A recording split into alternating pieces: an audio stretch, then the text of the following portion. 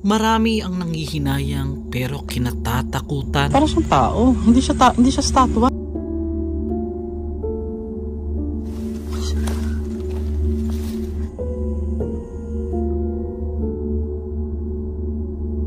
Lubhang delikadong pasukin ang resort na ito na naabandona ng halos 4 na dekada.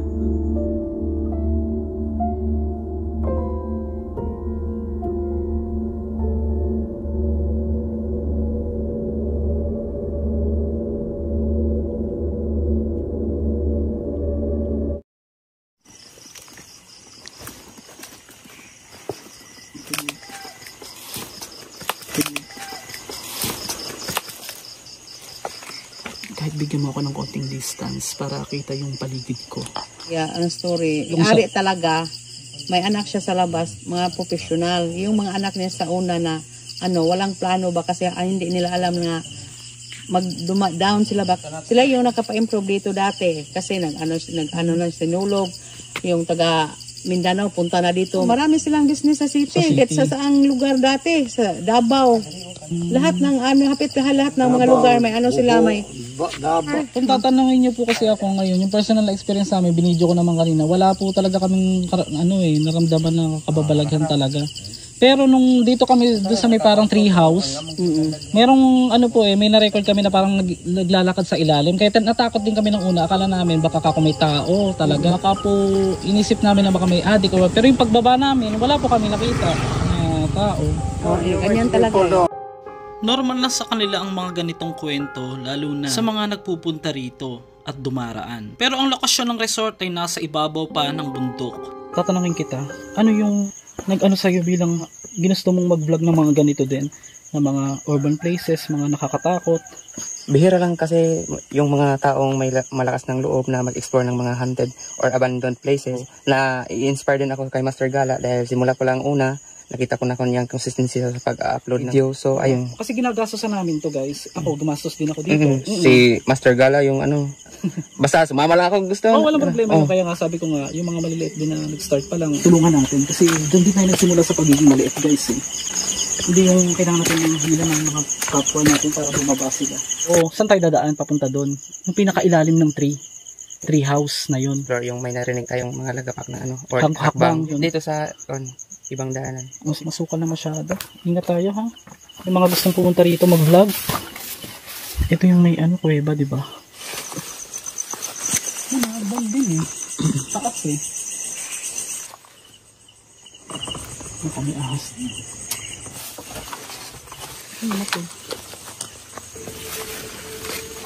Dito na kami nagtakada. Ito pala yung kabilang lagusan papunta dun sa parang man-made na kuweba kung saan napuntahan natin ito ng araw. Ganun pala kalaki talaga ang resort na ito. May mga nakasulat. Mga foil ulit. Alam mo na tayong magtagal. Ayun no? May mga foil na naman. Puntahan natin ang mga. Ba't may mga ganyan? Siyempre hindi na bago sa atin. Pag may mga ganyan, alam na natin. Hindi talaga pwedeng magtagal sa lugar na ganito. Nagmadali na kaming umuwi. Lalo nakita namin ng mga pinaggamitan ng mga iligal.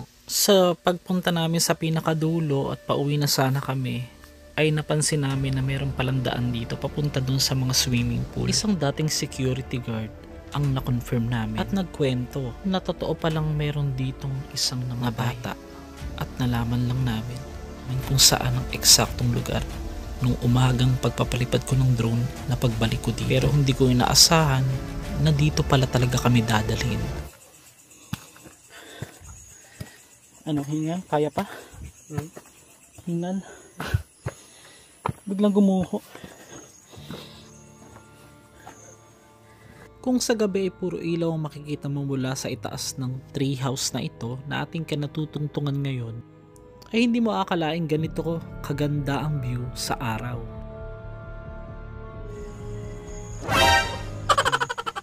Pakiramdam namin bago parang kami umakyat dito, parang may susunod or may mga nakamotor na susunod sa amin. Dito ginagawa nila ng spot kasi napaka liblib Tapos walang mga taong dumadaan. Masasabi ko wala nga masyadong kababalagan ako na feel. Pero yun nga, yung bukod dun sa steps at bulong lang naman. Hindi naman yung nakakatakot yung mga multo. Ang mas nakakatakot yung mga buhay. So mga master, ito yung part ng treehouse na parang nakarecord ako nung araw. Tanghaling tapat na nagpunta kami dito. So ngayon susubukan lang natin. Hindi naman tayo masyadong maghahanap ng kababalagan. Adventure lang. Yung parang urban exploration lang. So makakasama natin yung isang kababayan natin, kaibigan ng taga Cebu. Ito si Mark. So kung matatandaan nyo guys, nakakasama na ako ni Master Gala sa kanyang exploration dito sa Paradise, located at Barili, Cebu. Steps. Sa baba. May steps sa baba. Hindi ko alam kung may tao dyan. Nakakadala eh. Kasi nung pinuntahan namin nung nakaraan, yung delikadong magpagabi kasi. Delikadong magpagabi dahil maraming gumagamit ng ipinagbabawal. So mga drugs. Bawal. First time nating magpagabi dito, no? So wala tayo alam kung ano mangyayari natin. Actually guys, 3 AM challenge ito. Tingnan natin kung kakayanin natin hanggang 3. Pero hindi ko mapapangako sa isa. Maghiwalay tayo sa part sa ibaba. Sa may... Paano ginawa natin nung nakaraan? Sige. Sige.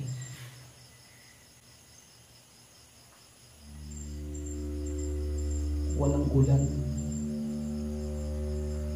Nakadalaman.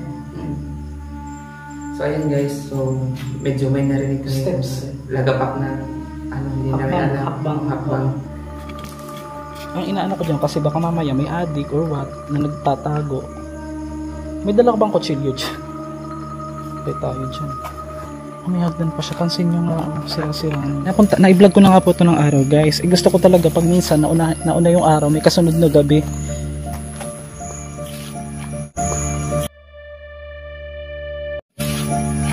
Sa sukal ng lugar at ng pagkakatayo nitong napakatagal ng panahon, ito ay ipinamana sa mga magkakapatid. Isa itong tanyag na resort at ngayon ay kinatatakutan na.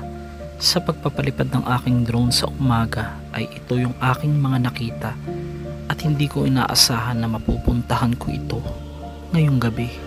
Ayon din sa aking impormasyong lalaman, mahigit 70 million pesos ang halaga ng resort na ito na dinadayo pa ng mga foreigners sa sobrang kasikatan. Mababakas din ang mga strukturang kakaiba ang pagkakadisenyo na para bang kastilyo at mga natural na bato. Akin na may station dyan, 14 station papuntang doon, paliko, pa doon, pataas. Ang ganda dito talaga dati. Kaya 1995 siya na-abandoned na ma-start. Na parang nalugi po ba, ganun? Lugi yun. Ang mga drone shots na ito ay kinabukasan ko na naipalipad dahil ginabi na nga kami ng pagpunta rito. Nagulat din ako sa aking nalaman sa impormasyon na mula mismo sa barangay. nagkasakit siya, dialysis. Mga rest house, nagkasakit siya, dialysis. Yung mga anak niya, mga rest house dyan, bininta. Nagulat nga ako na isa daw sa dahilan ng mga personal na bagay dahil sa kanilang lifestyle. Parang napabayaan na umano ang kanilang negosyong resort na ito mula daw nang nagkasakit ang may-ari. At nalaman ko din na ang resort na ito pala ay may mga resort din sa loob. Na masasabi mo talagang para siyang malaking community ng mga resort. Ito daw ay may mga parang club o samahan pa ng mga VIP para pag ikaw ay naging member ay isa ito sa resort na iyong pupuntahan or masasabi nating eksklusibong resort.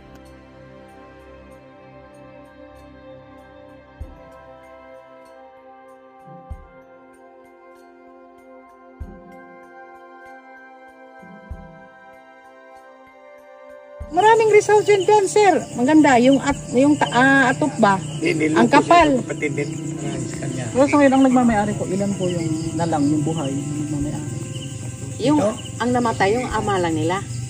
Ang unang namatay sa nandito pa, wala na yung asawa ng papa nila. Then ang papa nila, yun napatay na. Pero yung mga anak na nandito pa rin. Buhay pa sila lahat. Pero wala pang parang yung iba nag-call center na lang kahit matanda-tanda na. Yung apo nila, Parang wala na silang interest na ayusin. Hindi na kaya eh. Paano po bang gagawin na lang doon sa gobyerno na lang? Ganun? Hindi po pwede, sir, kasi May tax tong hindi na bayaran 1.5 million eh. Pila pa? 1.5 1.5. yung tax nila. Ang halaga po ng resort na yun, 75 million total. Tinatayang nasa 1988 pa itinayo ang resort na ito at naabandona ng mahigit 30 years na. Sa pag-ikot ng aking drone ay nakita ko ang mga kabahayan malapit sa resort na ito sa ibaba. At meron din ditong stasyon at meron din do simbahan. Lubos man na nakakamangha ang itsura at pagkakagawa ng resort dahil sa kanyang view. Nakita rin natin yung ilang parte ng lugar dito na hindi na natin napasok dahil sa bukod sa delikado na ay hindi na talaga ito kayang pasukin dahil nasira na ang mga daan nito at kinainan ng lupa at ng mga damo. Ano? Dito? Hindi ko alam tao ba yun? Siguro. Wala, may pandara. Ay, walang daan dyan. Dito pa. Dito. So, yun yung masasabi na baka may hawak ang flashlight, Master G. Kaya nagbiblink-blink. Ayan, kadikit na nga po mismo ang flashlight. Kasi possible na umandar to pag talagang meron. Hindi po siya gumagalaw. So, ibig sabihin, yung frequency dito, hindi naman ibig sabihin wala, pero... Low ang iyang... mababa yung... Oo. frequency. Ito na yung part ng pababa. Yun guys, bago tayo magpatuloy, nag-agaw pansin sa amin na itong daan, nakalsada siya, gawa na siya. Lakad lang kami ng lakad hanggang makarating kami sa pinakadulo. Kung ano yung makikita namin, kung may makita tayong bahay or what, de go na. Kaya lang, bakit siya inilagay ditong kalsada? Wala naman dumadaan dito. Ang ganda ng view, oh. Malaki yung kalsada eh. Kasya yung salubungan eh. May malaking estatwa. Tama ba? Sa dulo pala ng napakalaking kalsada na ito ay naririto ang ating mga hindi inaasahang mararating. Dahil sa kasukalan ng lugar at tila nakalimutan lang sino mang naglalakas ng loob na ito ay ikutin ng gabi. Explore kung ano lang meron. Uulitin ko guys, hindi po kami masyadong ng kababalaghan ngayon. Ito na, malapit na tayo sa dulo guys. Ayun oh, part siya ng resort. Tignan mo, may mga sementong may mga bulaklak. OMG. Oh my gosh, unexpected talaga yung araw na ito. Ito na nga yung bumungad sa amin. May mga nakatayo pa rin pala ditong mga istruktura. Ayon sa aking narinig na kwento, ito ay umaabot ng 5 hektarya ang pinakalupa na kinatatayuan ng resort. Ito yata may mga pool. Ang daming bahay. Okay. Resort ba to? Siguro part. Part din ng resort, pero bakit ganun kalaki pala talaga? Mga master. Ayun.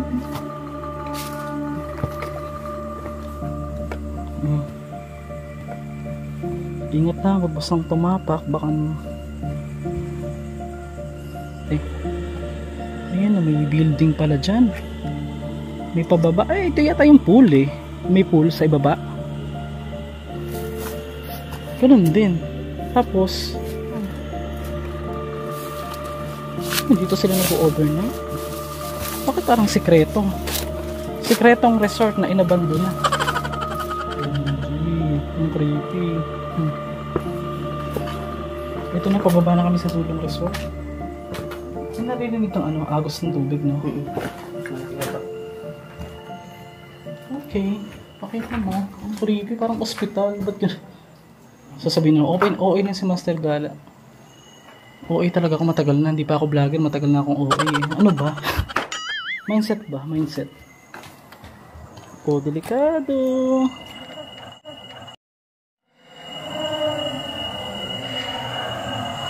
Ay! Hinarinig ka? Boses ng lalaki? O baka ano lang yun? O baka may... Ayun. Ayun. Sa ilog. Tara. Napakalinaw na mga boses pero makikita naman sa drone na parang wala namang mga bahay dito. Kaya naisip namin na diretsuhin pa yung pinakailalim o pinakaibaba. Baka sakaling may mga bahay. Pero hindi pala talaga namin aasahan na ito yung aming aabutan dito. Ilog lang pala ang nandito at walang anumang bahay. Kagaya nga ng sabi ko ay itong pinalipad na drone ay kinabukasan na napalipad dahil wala akong idea sa mga lokasyon o gaano kalaki ang resort na ating pinasok ng gabi. Ito na pala yung hindi pwedeng ma-access dahil wala ng daanan at ito ay gumuho na dahil sa katagalan ng pagkakaabandona. Para sa kaligtasan ng mga pupunta ay makipag-coordinate sa barangay upang kayo ay maingatan na hindi mailibing ng buhay. Kung iisipin naman na baka mamaya yung mga nagdadaan lang ang ating nai-record o narinig, pero malabong mangyari yun. Kung mapapansin natin ay napakalayo na at kabilang way yan, kaya imposibleng sa daan natin na i-record o nakuha ang mga nagsasalita. Kahit hanggang ngayon ay kinikilabutan ako habang ini-edit ang video.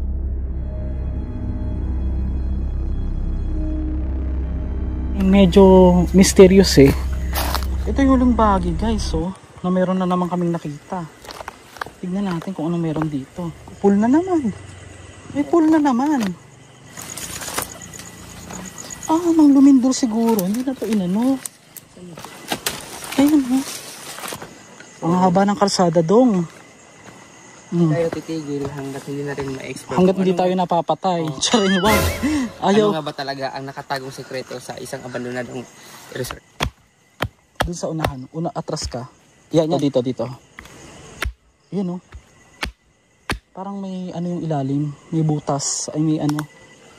Ay, anda. Hirap pa. Parang may mga pababa eh. Madilim eh. Tsaka baka may ahas. Ay, ito na yung pool. Tara na, baba na tayo. Ito pala yung connected doon. Oo, meron. Ito pala yung connected doon. Oo, meron. Tara. Dito na tayo. Tara. Dito na tayo. Pero may daan pala talaga. Dito yung sikretong resort yata. Ito eh. Kasi ayun no. Pwede bang kumuha na ng orchids? Char. Orchids ba yan? Hindi. Hindi no. Yung mga mahahalagang halaman. Sabi ko sa iyo eh. Hindi, pagbababa natin, doon may dadaanan pa tayo. Dito pa rin tayo babalik. Dito rin tayo babalik. Wala kaming kamalay-malay na sa ilalim pala ng nilalakaran naming malapad na kalsada ay halos gumuho na ang ilalim. At nandito rin pala ang isang abandonadong swimming pool na pinakamaganda sa lahat at pinakamahaba. Bumagsak na malaking kahoy. Dito ay may nakaharang na malaking kahoy kaya pinili naming maghanap ng ibang mapapasukan. Ano nangyari? Ba't naging malapit na tayo sa kalsada? Ano yun ang nakating natin dito? No? Exciting part. Ito na. Parang may tao. Saan? Ay. Reflections. Huwag mo naman akong takutin, sira ka. Loko. Yun may statue. Ang creepy. Puntahan natin yung statue. Ang creepy naman. No? Magandang to gabi. So, ito yung pool. Worth it naman pala yung ano natin guys. Lalo yung mga nanood sa dulo. Para sa akin ay almost perfect ang kilalalagyan ng resort na ito din.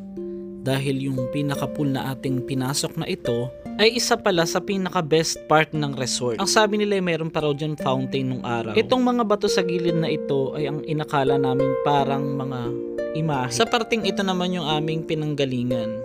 Sa tingin ko tuluyan na itong guguho. Makikita nyo naman ang pinakagilid ng mga semento na nahihiwalay na sa lupa.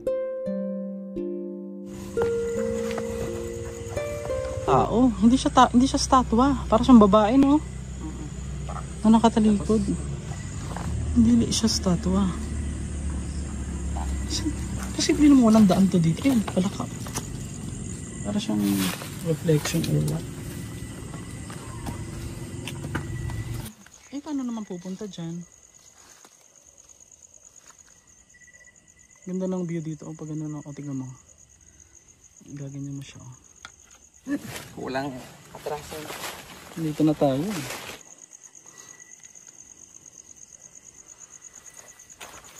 Bakit?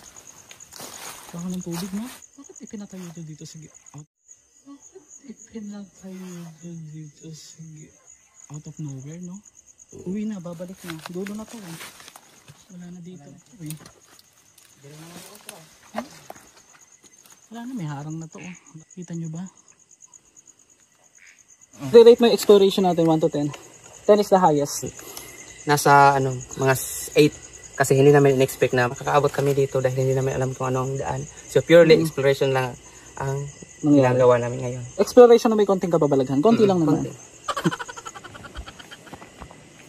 Hello po. Gabi Ayong gabi po. Nangid mo sa barangay dong. Dili lang kami ba? Explore lang kami. Di atubangan lang sa inyo mong barangay captain na dito di mo kuno.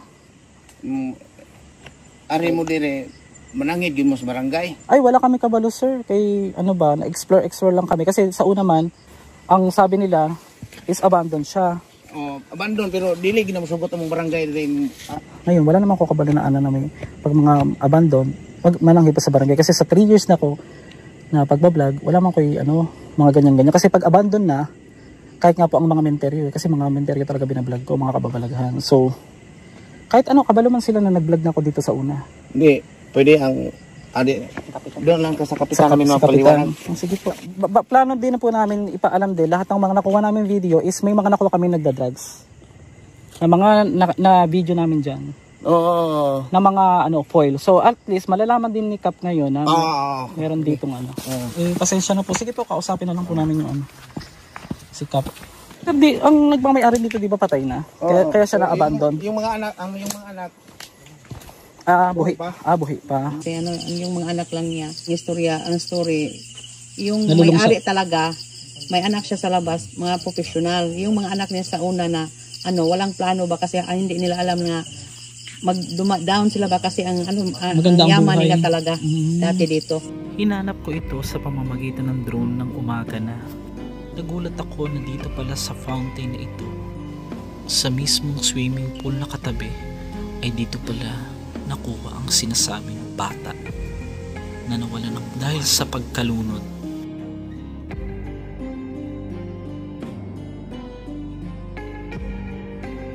Ipinangalan bilang Paradise Valley Mountain Resort o mas nakilala ito dahil nga sa kanyang lokasyon. Meron din daw ditong mini falls at sinubukan ko ding hanapin ang maliit na chapel o simbahan. Ngunit tanging mga fountain na lamang na abandon at itong malaking swimming pool ang aking nakita. At sa pagpapatuloy ng paggala ng aking drone ay ito na lamang ang aking nakita.